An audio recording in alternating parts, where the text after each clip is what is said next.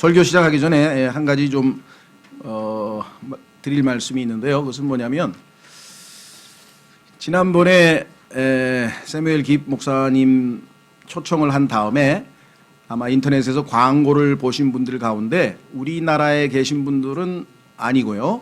해외, 예를 들면 호주나 미국이나 이렇게 해외에 계신 분들이 사무엘 깁 목사님이 작년 2015년인가요부터 뭔가 이상한 잘못된 설교를 하고 다니신다.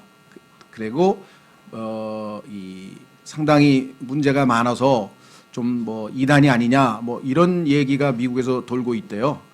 그래서 그런 이 뭐라 그럴까 내용을 이렇게 동영상으로 이렇게 보내 오셨어요. 그리고 뭐 또 그분이 해명하는 것 막 이런 것들이 지금 상당히 많이 왔다 갔다 하고, 또 미국에 계신 분은 그 진리침례교회에 오랫동안 설교를 듣고 참 공부를 잘 해서 도움을 많이 받은 성도인데 진리침례교회가 잘못된 그 분과 이렇게 연결되어서 간증을 잃을까 굉장히 우려되신다고 이 취소를 고려해 보시면 어떻겠냐 뭐 그런 충원을 받았습니다.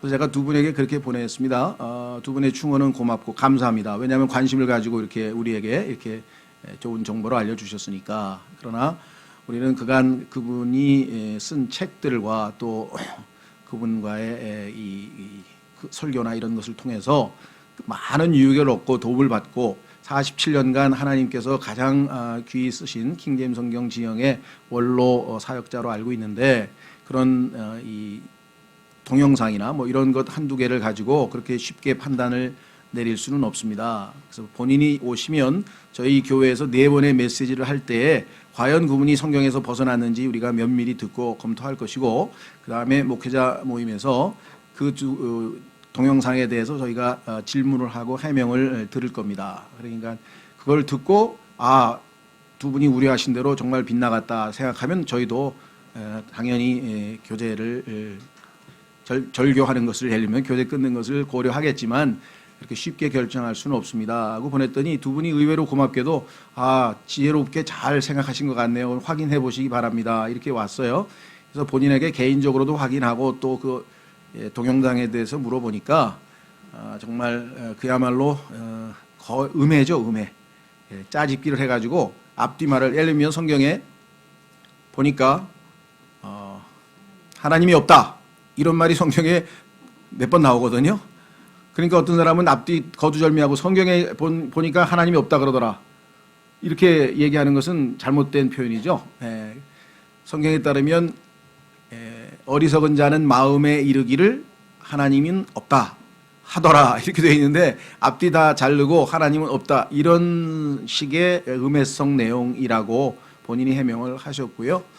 또 그분이 여기 와서 말씀 나눈 것, 그 다음에 2000년까지 미국의 그 수많은 많은 교회들이 그분을 강사로 모시기 위해서 지금 2000년 넘게 스케줄이 이렇게 꽉 차 있고 그분과 교제하는 많은 분들, 예를 들면 제임스 낙스 목사님도 내가 요번에 참 그분이 가시게 돼서 굉장히 참 도움이 많이 되실 거라고 적극 추천한다고 이렇게 말씀도 하시고, 그래서 전혀 그 신뢰감에는 문제가 없습니다. 다만 그런 거를 저뿐만 아니라 뭐 한국에 있는 몇몇 목사님들에게도 누가 받았나 봐요. 아마 그것 때문에 많이들 안 오셨는지 그것까지는 잘 모르겠습니다. 제가 함부로 판단은 못 하겠고요. 그래서 공식적으로, 왜냐하면 지금 이거 설교를 또 그분들이 들을 거 아니에요. 그러니까 제가 메일을 다 일일이 답장 쓰기도 어렵고, 그래서 공개적으로 이렇게 충분히 해명이 된 이야기다. 예를 들자면 혹시 유튜브에서 진리침례교회 김영균과 짝퉁 킹제임스 성경이라는 동영상을 설교를 보신 분 계시나요? 여기는 없어요? 봤죠? 왜 많이 봤을 텐데. 저기도 보셨네. 저기도 있고.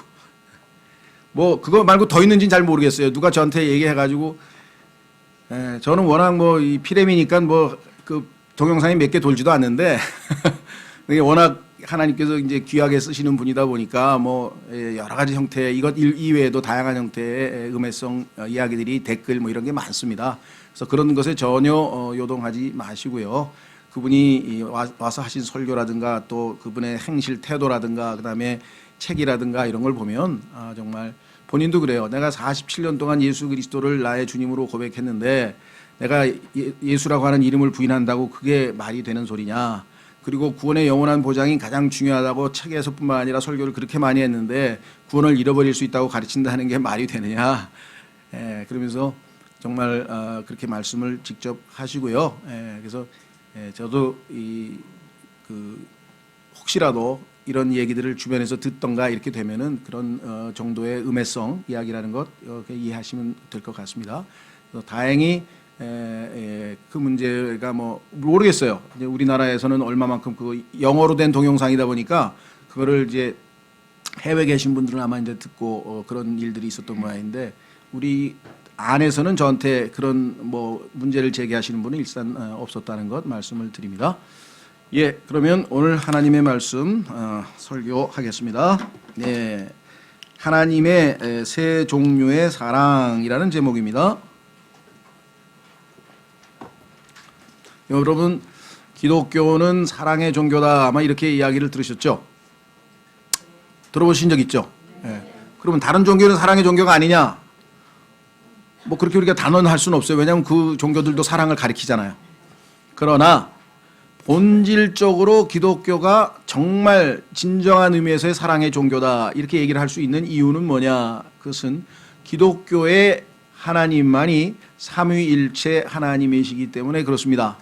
왜냐하면 알라가 됐던 부처가 됐던 어떤 신들이 됐던 혼자서는 사랑을 할 수가 없어요. 사랑이라고 하는 것은 대상이 있어야 되는 거거든요. 그런데 하나님은 창세기 1장 이전부터 사랑을 아주 많이 하셨어요. 왜? 하나님 본질이 사랑이셔요.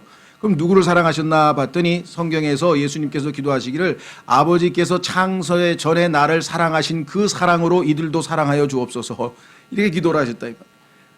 무슨 말이 이해가 되십니까? 그러니까 삼위일체 하나님이 아니면 사랑을 누구랑 해요? 혼자인데. 이해가 되세요? 왜 하나님은 삼위일체 하나님이 되셔야만 되겠는가? 이해가 되시죠? 그래서 이 내용을 아주 쉽게 나름 쉽게 잘 설명한 책이 그 선하신 하나님이라는 책인데요. 선하신 하나님. 그래서 왜 삼위일체 하나님이셔야 되는가라고 하는 그 책이 한 150페이지도 안 됩니다. 그러니까 얇아요. 근데 정말 아주 뭐랄까 설득력 있게 잘 썼어요. 그래서 관심 있는 분들은 왜 삼위일체 하나님이 반드시 되어야 되나 아니면 성경의 하나님이 될 수가 없구나라고 하는 내용을 한번 참조해 보시면 좋겠습니다. 그래서 사랑 이야기할 때 이 삼위일체 하나님에 대해서 이야기를 우리가 서두로 집어넣었습니다. 자, 그래서 교재 나눠드린 그 주보에 보시면 하나님의 세 종류의 사랑이란 제목이고요. 하나님은 사랑이십니다. 오늘 요한일서에서 2번이나 우리가 읽었습니다. 삼위일체 하나님께서는 창세 전, 즉 창세기 1장 이전에 서로 사랑하셨습니다. 그 내용이 요한복음 17장 23절 26절에 예수님의 기도 가운데 나옵니다. 그런데 이 사랑을 인간들에게 이 사랑은 인간들에게 세 방면으로 표출됩니다. 하나님께서 인간들에게 사랑을 주셨는데 그 방식이 세 가지 종류로 나타났다 그랬습니다. 하나님은 모든 일을 세 가지 종류로 주로 하십니다.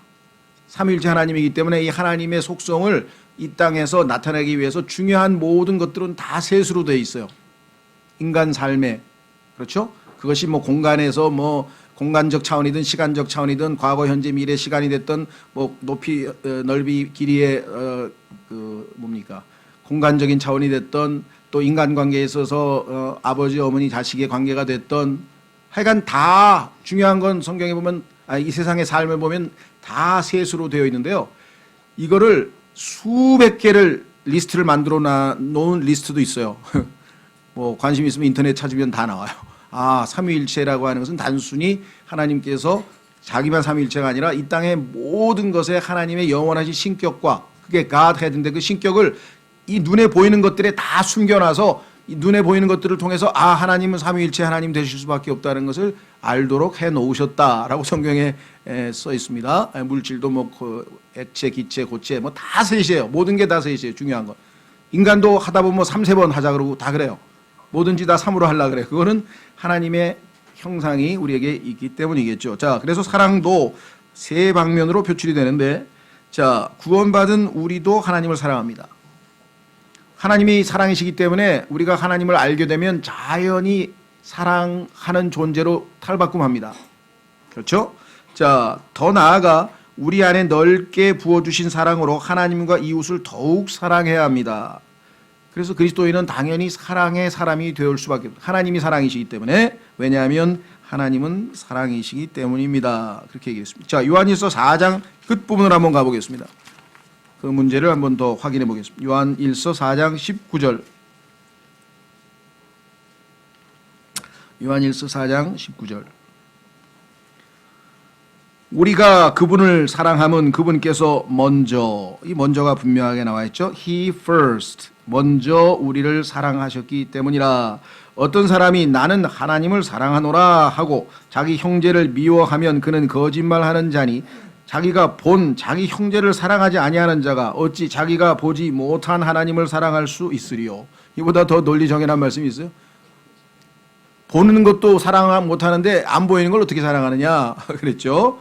하나님을 사랑하는 자는 또한 자기 형제를 사랑하라는 이 명령을 우리가 그분께 받았느니라. 그렇죠. 자, 그렇다면 이제 첫 번째 하나님께서 사랑하신 사랑은 뭐냐? 죄인들을 향한 사랑입니다.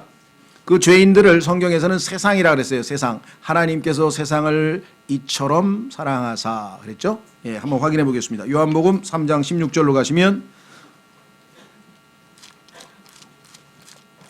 요한복음 3장 16절 말씀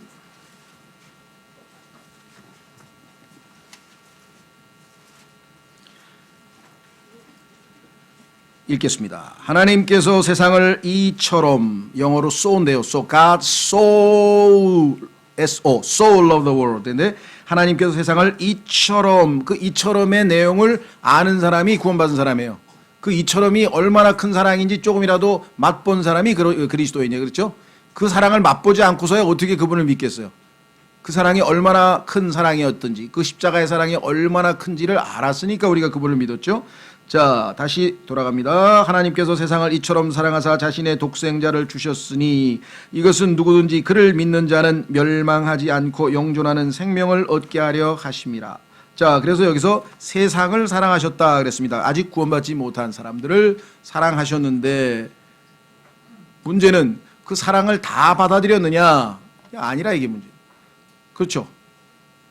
사랑을 했는데 상대방이 그 사랑을 안 받아주면은 그 사랑은 성립이 안 돼요. 사랑은 소통이기 때문에, 주고받는 거기 때문에. 사랑을 했는데 그 사랑을 받아들인 사람은 그 하나님의 사랑을 소유할 수 있지만 거부해버린 사람은 소유할 수가 없는 것이죠. 예, 그런 사람들은 구원을 못 받았다라고 성경에 써 있습니다. 이 하나님의 사랑은 어떤 사랑이냐? 진리의 사랑이라고 성경에 써 있는데요. 진리와 사랑은 같이 갑니다. 하나님은 빛이시라, 진리이시기 때문에. 하나님은 사랑이시라, 왜? 은혜이시기 때문에. 자, 넘어갑니다. 한번 확인해 보겠습니다. 데살로니가 후서 2장 10절로 가시면, 데살로니가 후서 2장 10절로 가시면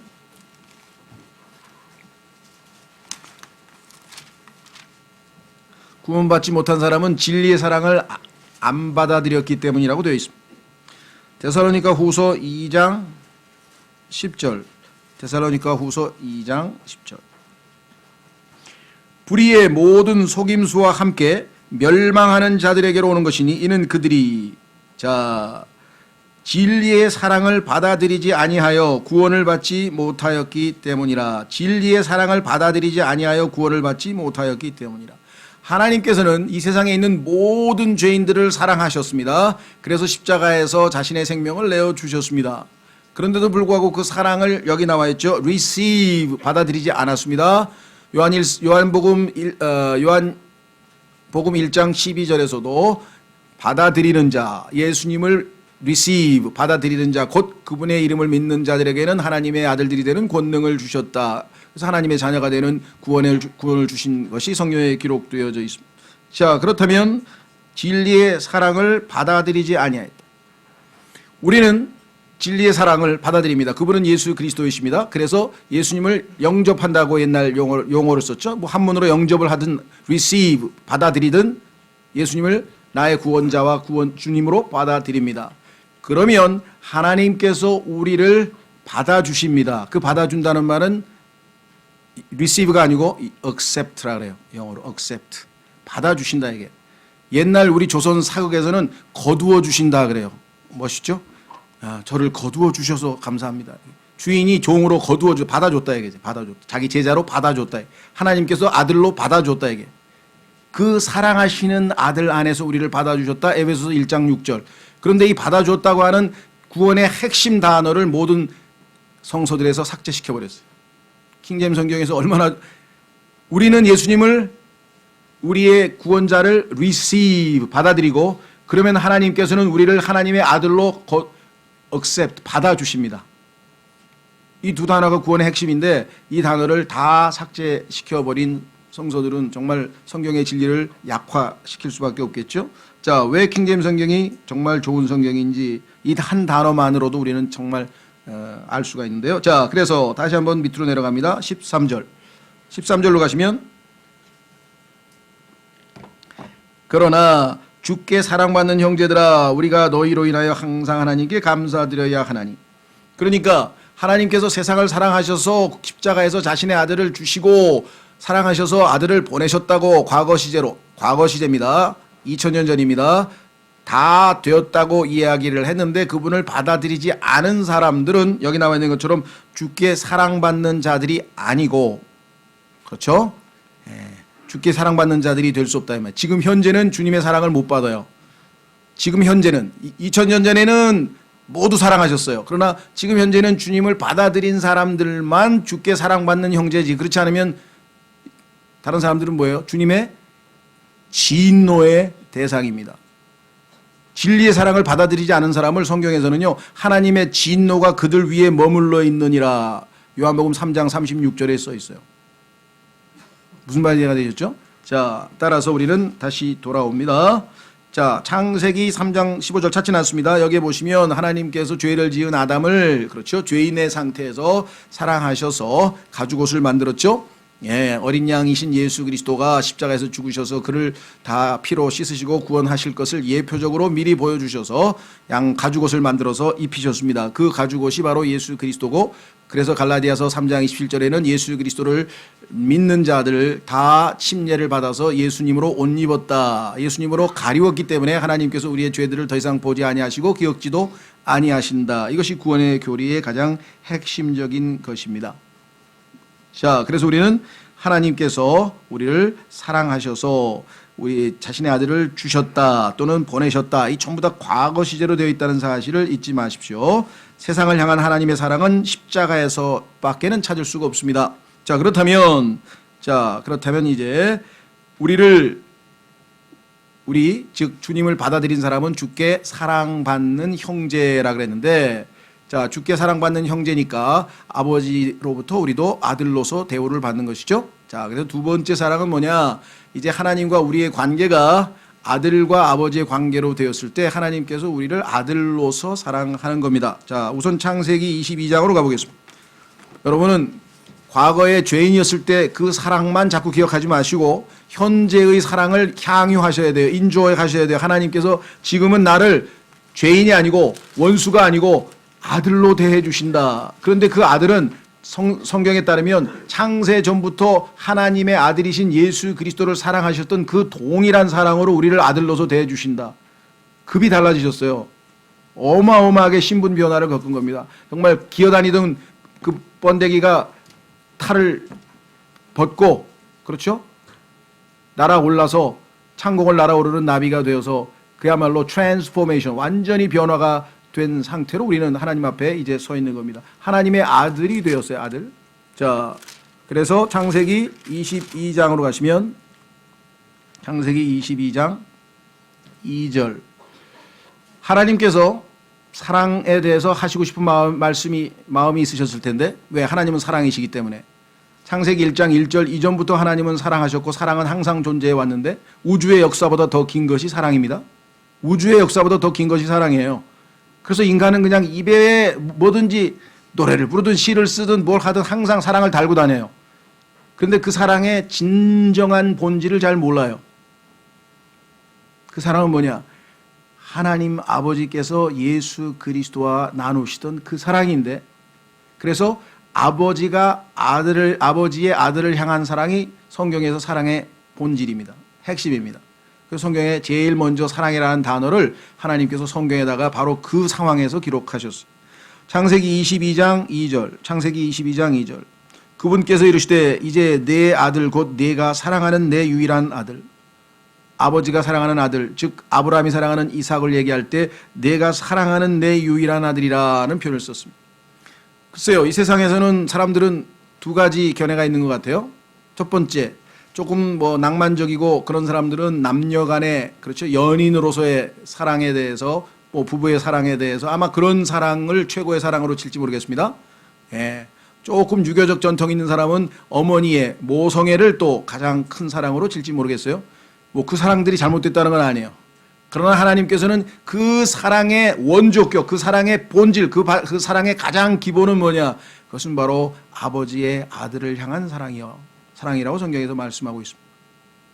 그래서 그것은 창세 전에, 우주가 창조되기도 전에 아버지가 아들을 사랑했는데 그 사랑을 내가 구원한 이 사람들, 이제 아버지의 아들들이 되었으니 사랑해달라고 예수님이 기도하셨잖아요. 무슨 말인지 이해가 되시죠? 자, 그렇다면 아들로서의 사랑을 여러분들은 지금 향유하고 있는가? 요한일서 3장 1절로 가보겠습니다. 요한일서 3장 1절.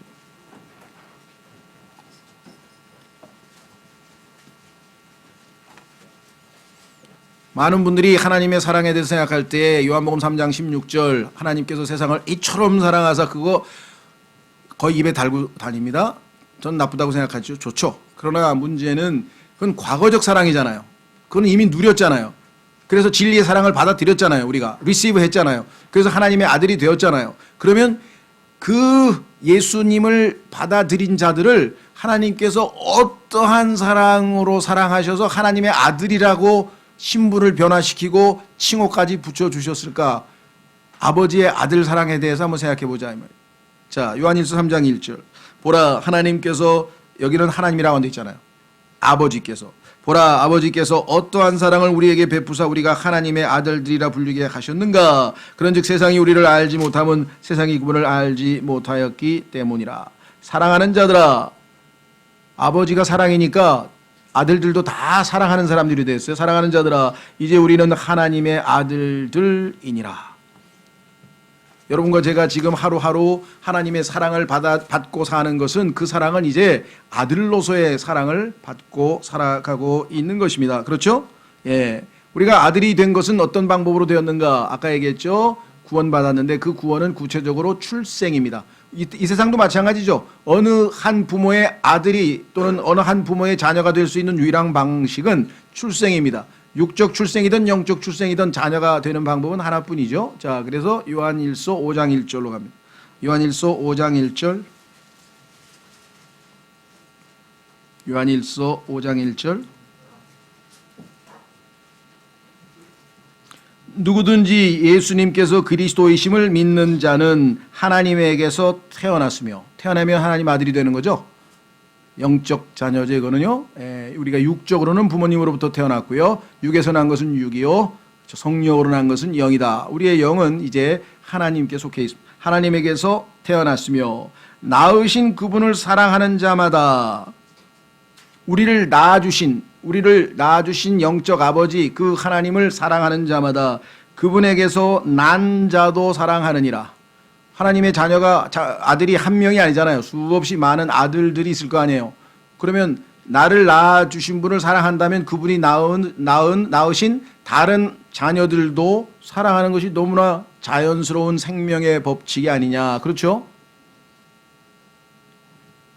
그리고 사랑의 종교라고 하고 하나님 사랑이라고 그러는데 그리스도인들끼리 썩 사랑하는 것 같진 않아요. 근데 이유는 뭘까요? 예, 이유는요, 그 사랑이라는 게 쉽게 배울 수 있는 게 아니기 때문에. 왜? 우리는 뼛속까지 이기적이고 뼛속까지 자기중심적이고 전부 자기 사랑으로 똘똘 뭉쳐있기 때문에 이것을 탈피하려면 엄청나게 많이 배워야 합니다. 자, 베드로후서 1장으로 가보겠습니다. 베드로후서 1장. 아, 하나님의 사랑이 내 안에 있다. 내 안에 꽉 넓게 번져 있다. 하나님이 나에게 사랑 주셨다. 사랑하면 되지 않느냐? 그렇습니다. 그런데 우리의 옛사람이, 그렇죠? 나를 사랑하는, 자아를 사랑하는 내가 여전히 주인 노릇을 해버리면 그런 이타적인 하나님의 사랑을 다른 사람에게 나누어 줄 수 없고 반대로 자기만 자기 중심적으로 자기 사랑을 한다 이 말이에요. 고린도전서에서 말씀하셨던 그 charity, 그리스도인의 형제 사랑이라고 했던 그 사랑은 어떤 사랑이냐? 자기 자랑을 안 하고 자기 것을 구하지 않아. 항상 남의 것을 먼저 생각해. 나 중심이 아니고 남 중심. 나보다 남이 더 better, 더 낫다고 생각하는 사람. 그런데 이것은 예수님 믿고 나서 태어나가지고 1, 2년 신앙생활에서 이루어지는 게 아니다 이 말이에요. 많이 성숙해야 돼요. 많이 성숙해야 되는데 얼마만큼 가야 되는지 한번 보겠습니다. 자, 베드로후서 1장. 베드로후서 1장. 요 내용에 대해서 자세하게 공부하고 싶으신 분은 세무엘 깁 박사의 그분의 기쁨을 위하여에 보면 순서대로 어떻게 우리가 한 단계 한 단계 밟아 올라가야 되는지 자세히 설명되어 있어요. 자, 1단계 보세요. 5절.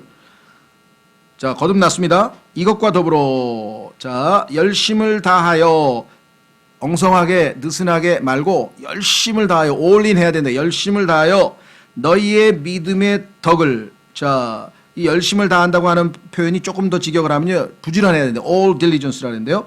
너희의 믿음에, 자, 예수님 믿었습니다. 처음에 믿었죠? 그 믿음 생활하면 될 거 아니냐 이게. 그 믿음 생활에 다음 단계가 있어요. 플러스 add라고 하는 말은 add 더하라 이 말이죠. 그 믿음에다 뭘 더해야 되냐? 덕을 더하라. 덕이라고 하는 말은 virtue. 세상에서는 이걸 미덕이라고 그러는데요. 미덕. 도덕적 능력이에요. 죄를 이길 수 있는 도덕적 능력. 죄가 나를 찾아왔을 때 no 하면서 내가 그리스도와 함께 십자가에 죽었다. 나의 옛사람은 못 박혔다. 나는 너하고 안 논다. 할 수, 죄를 물리칠 수 있는 능력. 그게 virtue입니다. 세 번째, 그 다음에 지식. 여기서 지식은 사전 사다가 백과사전 사다 공부하라는 얘기가 아니고요. 성경을 읽고 삶을 통해서 예수 그리스도를 체험적으로 알아가는 지식을 얘기합니다. 예수님, 그죠? 네. 직접 만나서 사귐을 통해서 얻어지는 체험적, 교제적 지식을 얘기하는 거지. 책에서 읽어서 머리에다가 잔뜩 집어넣는 그것은 지식이 아니고 정보입니다. 정보. 알아간다. 창세기 4장 1절에서 뭐라 그랬습니까? 네. 그 아담이 이브를 알자 누구예요? 누가 태어났어요? 아벨이 태어났잖아요. 가인이 태어났잖아요. 그렇죠? 그러니까 안다고 하는 얘기는 체험적, 교제적으로 실제적으로 알아간다는 뜻이죠. 자, 그래서 지식, 이 지식 하나님을 하나씩 알아갑니다. 지식에다가 뭘 또 플러스 add 더해야 되느냐? 절제. 절제가 상당히 우리 힘으로는 절대 안 됩니다. 템퍼런스 안 됩니다. 예, 절제가 쉽지 않습니다. 그 다음에 절제를 넘어서면 인내. 인내를 넘어서면 드디어 조금씩 사람들이 볼 때 가만히 있어봐. 저 사람 인간이긴 인간인데 사람이긴 사람인데 가들리한 냄새가 나네. 라이프 스타일이 신적인 모습, 예수 그리스도를 닮은 모습, 가들리. 인간인데 가들리하게 살아. 맨리하게 사는 게 아니라 좀 이상하네. 점점 내 안에서 예수 그리스도께서 조금씩 형성되어 가고 있다는 증거이죠. 자, 그렇게 되면 비로소 어떻게 돼요? 형제에게 친절하게 할 수 있어요. 가식적인 친절 말고 너무나 자연스럽게 형제를, 왜? 아까 얘기했잖아요. 뭐라 그랬습니까? 낳으신 분을 사랑하는 자는 그가 낳으신 다른 자녀들을 사랑한다 그랬죠? 그럼 사랑하는 사람이니까 당연히 어떻게 해야 돼요? 친절, 여기 나와있죠. 형제의 친절. 그러면 그 형제의 친절에 뒤에서 마지막 최고의 그리스도인의 성품이 뭐냐? 하나님은 사랑이시다 했을 때 그 사랑, charity. 자신을 내어주는 사랑. 우리 복음성가에 당신은 사랑받기 위해 태어난 사람. 그렇죠? 맞습니다. 그 다음에 내 2절은 잘 모르겠는데 제가 2절 가사를 쓰면 당신은 또한 사랑하기 위해 거듭난 사람. 사랑받기 위해 태어났어요. 하나님의 사랑을 받기 위해서. 그러나 사랑하기 위해서 거듭났죠. 그렇죠? 예. 자, 그래서 여기 보시면 사랑을 더하라. 이렇게 되면 풍성한 열매를 맺는다고 써 있잖아요. 여기서 8절. 이것들이 너희 안에 있어 풍성하면, 지금 있는 이런 것들이 풍성하면 그것들이 우리 주 예수 그리스도를 아는 것에서 빈약하거나 열매를 맺지 못하는 자가 되지 아니하게 하려니와. 이런 것이 있으면 풍성한 성령의 열매를 맺게 된다. 이렇게 얘기를 했습니다. 반면에 9절. 이것들이 없는 자는 눈먼 자요 멀리 볼 수 없는 자며 자기의 옛 죄들에서 자기를 깨끗하게 된 것을 잊은 자니라. 과거에 하나님의 사랑으로 그 보배로운 피로 자기가 정결케 돼서 하나님의 자녀가 되고 진리의 사랑을 받아들였던 이 과거적 은혜와 하나님의 축복을 잊어버리고 망각하고 살면 어떻게 되니까 이런 열매는 안 나온다. 그래서 예수님께서 열매를 맺지 못하고 형식적인 신앙생활을 하는 에베소 교회 성도들에게 계시록 2장 1절에서 Remember, 기억하라. 너희 과거의 첫사랑을 기억하라.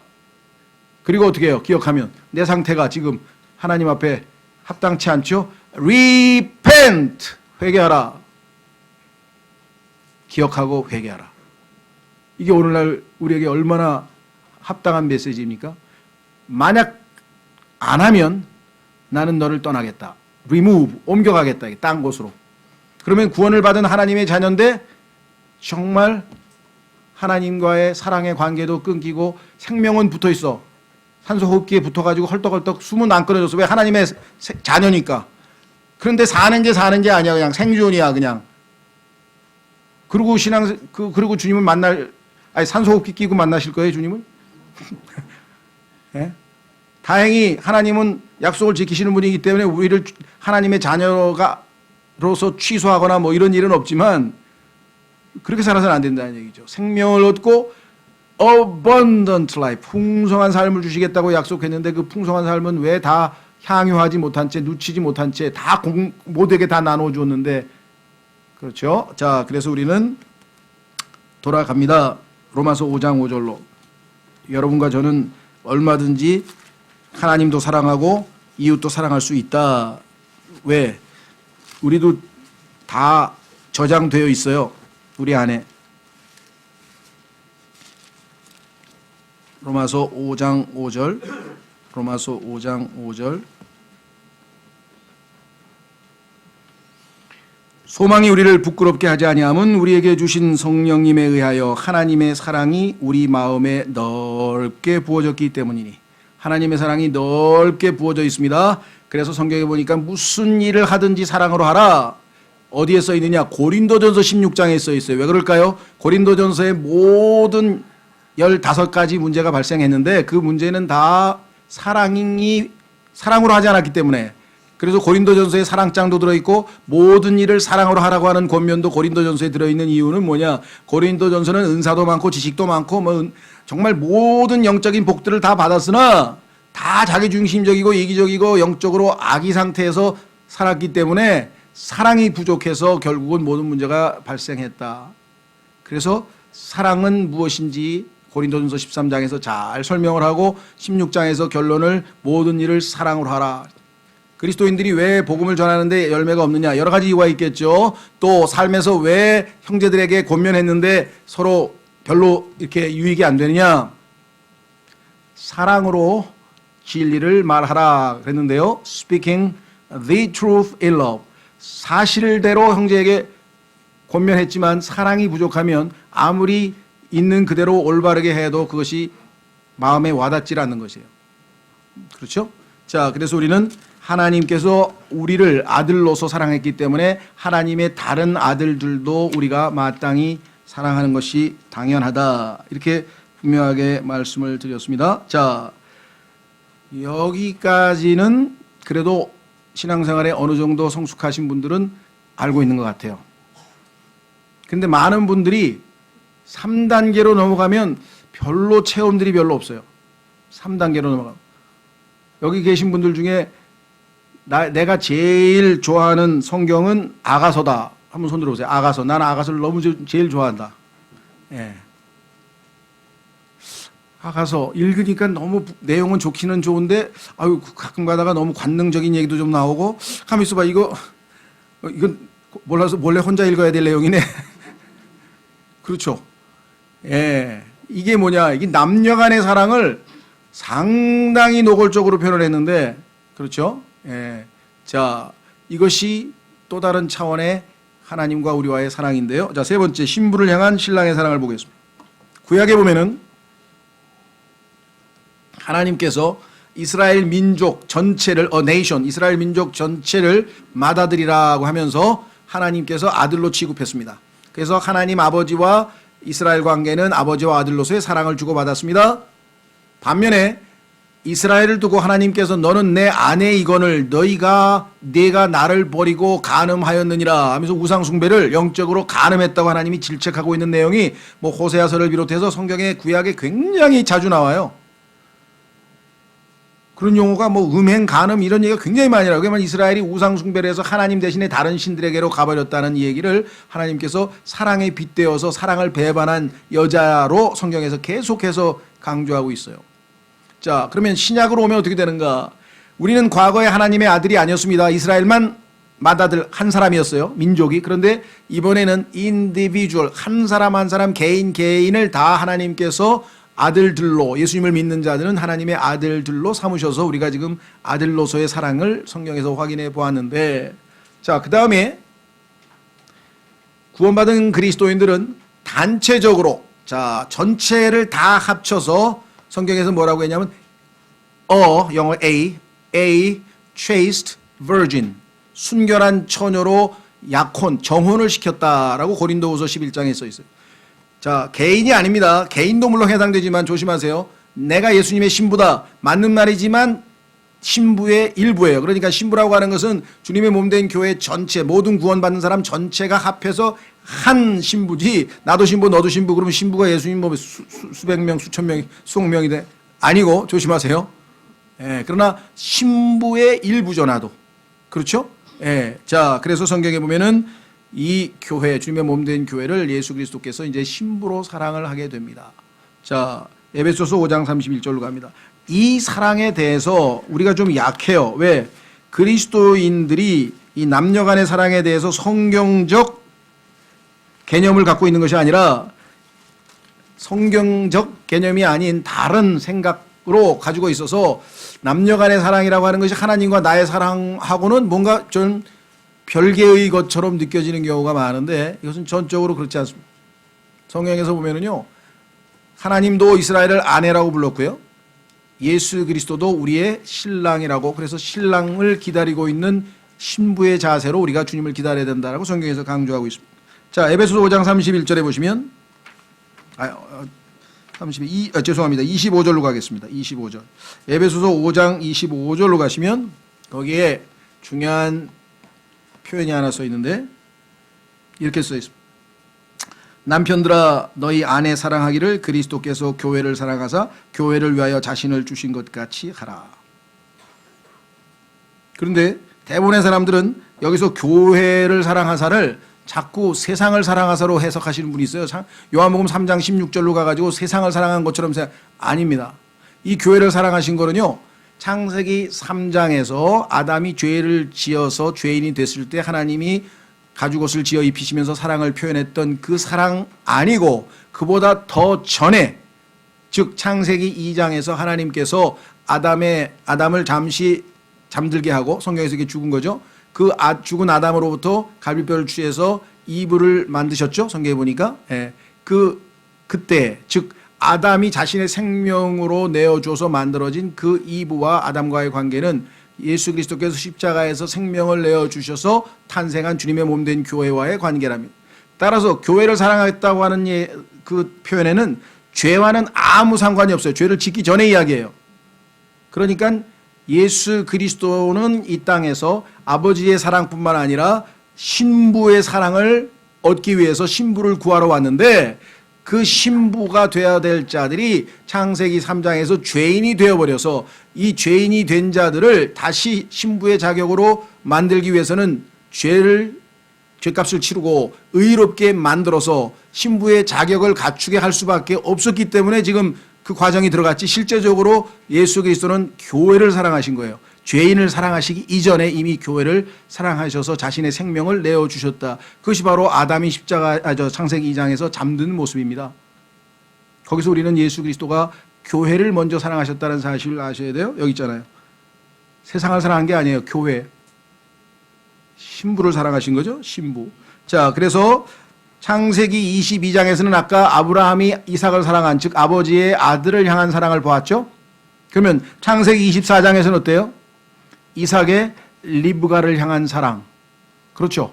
그래서 성령님께 자신의 모든 것을 주고 신부를 구해오라. 그래서 신부가 아들에 대해서 성령님을 통해서 엘리에셀이라고 하는 종을 통해서 설명을 다 듣고 그가 보낸 많은 선물을 받고 믿음으로 신랑 얼굴도 안 봤는데 가겠다, 가겠느냐, 가겠다 해가지고 지금 출발해서 이삭을 드디어 창세기 24장에서 만나게 되죠. 그렇죠. 그러니까 신랑과 신부의 사랑은 창세기 24장에 나오잖아요. 순서가 아버지와 아들과의 사랑이 먼저 나오고, 그렇죠. 그러나 거기서 멈추는 게 아니에요. 우리는 하나님께서는 단지 아버지와 아들로서의 사랑으로 우리가 충족되기를 원하는 게 아니라 아들이, 신랑 대신 아들이 신부를 사랑하는 그러한 더 친밀하고 더 깊은 그런 사랑을 우리로 하여금 맛보게 하시기 위한 것이에요. 근데 그리스도인들은 이 풍성하게 주님이 제공하시는 것에 대해서 별반 관심이 없고 2번 관심 있는 사람도 별로 없어. 전부 다 뭐예요? 다시 요한복음 3장 16절로 가서 하나님께서 세상을 이처럼 사랑하사, 잘못된 건 아니죠. 우리가 기억을 해야 되니까. 그러나 하나님께서 정작 원하시는 것은 지금 아들로서 풍성하게 사랑을 누리고 더 깊이 깊은 샘으로 들어가라. 하나님의 깊은 것들이라 그랬죠. 고린도전서 2장 13절에 deep things of God, 하나님의 깊은 것들, 하나님의 깊은 것들, 하나님의 깊은 것들을 그렇게 성경에서 강조하는 이유가 뭐겠습니까? 우리로 하여금 하나님은 더 풍성하게 더 좋은 곳으로 주고 싶어 하시는 거 아니겠습니까? 예. 자, 그래서 이 사랑은, 자, 우리도 사랑 안 하는 거 아닙니다. 자, 베드로전서 1장. 베드로전서 1장에 가면 베드로가 이렇게 고백합니다. 우리도 그분을 사랑합니다. 안 보이지만 사랑합니다. 리브가가 아직 이삭을 못 봤는데 사랑하는 거하고 똑같습니다. 그렇죠? 이제 얼굴과 얼굴을 맞대고 볼 때까지 믿음으로 갑니다. 믿음으로 사랑하는 것, 이 진짜 사랑입니다. 자꾸 보여달라 그러면 마귀가 나타나서 내가 예수입니다 하고 속입니다. 이제. 그래서 잘못된 사랑으로 가버린 사람 많이 있어요. 믿음은 보이지 않는 것의 증거예요. 보이지 않는 것. 자, 베드로전서 1장 8절. 베드로전서 1장 8절.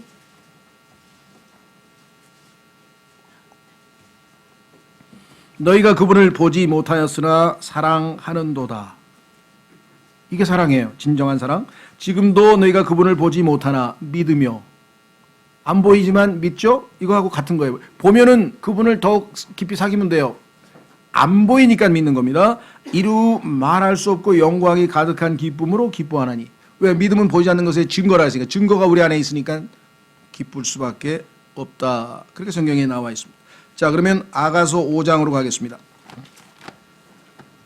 여기서 아가서를 다 하면은 뭐 시간이 안 되겠고요. 아가서 5장에서 사랑이라는 단어가 몇 번 나오는지 한번 전부 줄쳐 보세요. 얼마나 자주 나오는지 모르겠어요. 매절에 많이 나오는데요. 사랑을 다 찾을 수는 없고 서로 사랑하는 사람으로서 부르는 칭호만 한번 찾아보겠어요. 부르는 칭호. 서로가 얼마나 사랑하면 이렇게 자주 이야기를 하는지 모르겠어요. 우리나라는 그게 좀 박하죠. 자기 아내를 부를 때도 아내라고 안 부르고 누구 엄마라고 보통 부르고 뭐 이렇게 하는데 그 서양 사람들은 꼭 이름 부르잖아요. 아니면 뭐 달링이라 그러든가. 달링이라고 하는 말은 성경에 나오는데요. 이것은 뭐냐면 우리의 혼을 지칭할 때 쓰는 거예요. 내가 가장 사랑하는 내 혼이잖아요. 내 혼만큼 사랑한다 그래서 달링이라고 부르는 거예요. 아내를 부를 때. 예. 자, 여기 보시면 7절에 오 내 혼이 사랑하는 이여. 그렇게 불렀어요. 그랬더니 8절에 예수님께서 오 여자들 가운데 가장 어여쁜 자야. 예, 우리의 외모에 대해서 언급하실 때 영적으로 하나님 보시기에는 이렇게 평가했어요. 9절에 오 내 사랑아.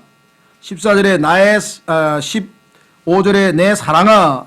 16절에 나의 사랑하는 이여. 2장 10절에 나의 사랑 나의 어여쁜 자야. 17절에 나의 사랑하는 이여. 4장 1절 보라 내 사랑아. 내가 어여쁘도다. 7절 내 사랑아 내가 전적으로 어여쁘니. 8절 내 정혼자야 내 약혼자야. 9절 내 누이, 우리는 자매라고 부르는데요. 성경에 어떨 때는 누이 어떨 때는 자매 똑같은 시스터입니다. 내 누이 내 정혼자야. 10절 내 누이 내 정혼자야. 오 내 정혼자야. 11절 한두 번 부른 다음에 마음에 감격이 생기면 오자가 또 들어가죠. 오. 예, 오라고 하는 이 단어 속에 신비를 여러분들이 함께 해보세요. 성경에서 오만 찾아도 성경 공부가 엄청 되는 거예요. 하루 종일 오 하다 끝나 여러분이 오 이렇게 큰 사랑. 그런데 어떤 사람이 번역하면서 오를 다 없애버려서 아이고야. 예? 밀가루 빵만 만들고 안에다가 앙꼬를 안 집어넣으면 단팥빵이 되나요? 오가 빠지면 안 돼. 오를 다 집어넣었어요. 그래서 그때 번역하면서 이거 다 도로 집어넣으라고 다 집어넣으라고. 오. 11절 오 내 정혼자야. 12절 내 누이 내 정혼자. 그 다음에 5장 1절 내 누이 내 정혼자야. 9절 아니요 죄송합니다. 6장 4절 오 내 사랑아. 7장 오 사랑아 내가 어찌 그리 어여쁘고 어찌 그리 상냥하여 기쁨을 주는가. 11절 나의 사랑하는 이여 오시옵소서. 그렇죠?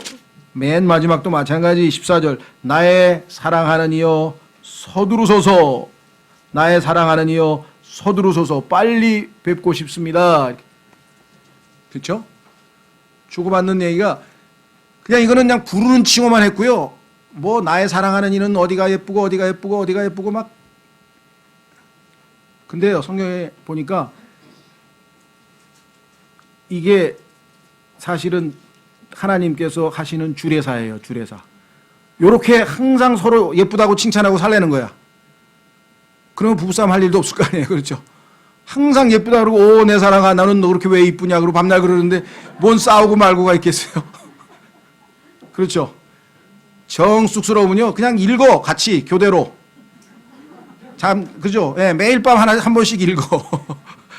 그럼 그냥 뭐 최고의 금슬이라 그러나 금실이 좋은 부부로 막 재탄생할 것 같아. 이것이 궁극적으로 예수 그리스도께서 자신의 신부된 교회와 나누고 싶어하는 그 사랑이에요. 그렇죠? 예, 그래서 우리는 이 세 종류의 사랑을 다 맛봐요. 물론 첫 번째는 이미 맛봤어요. 그래서 항상 감사합니다. 어떻게 나 같은 자를 사랑하실 수 있을까? 나 같은 죄인을 사랑하실 수 있을까? 근데 나 같은 죄인 사랑하셨다는 그 얘기는 이제 충분히 했으니까 아들로서 이렇게 불효자를 어떻게 사랑하십니까? 그래야 될 거 아니에요. 그죠? 나는 여전히 불효자인데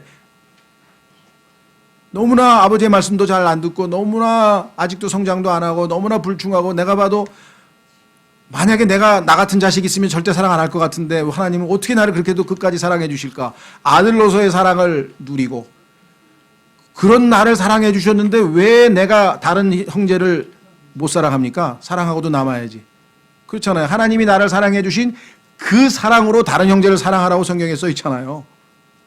하나님이 나를 사랑해 주신 그 사랑을 알면 다른 형제를 사랑 못할 이유가 없다라고 얘기를 했잖아요.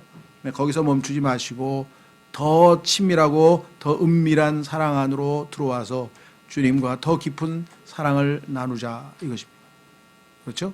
그래서 하나님의 사랑은 정말 우리가 어떻게 형언할 수가 없어요. 맛보고 체험하고 알아가고 감사하고 경배하고 뭐 이것밖에 없어요. 그렇죠?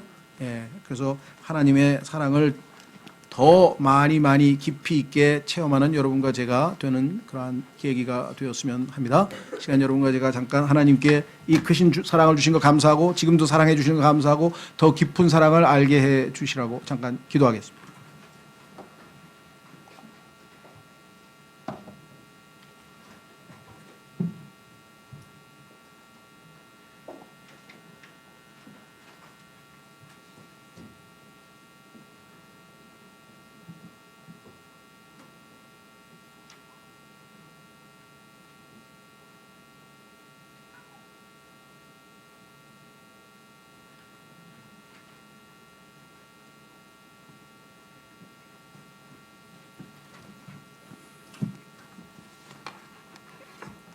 예, 다 같이 일어나셔서 찬송가 682장으로 주님께 찬송하겠습니다. 682장입니다.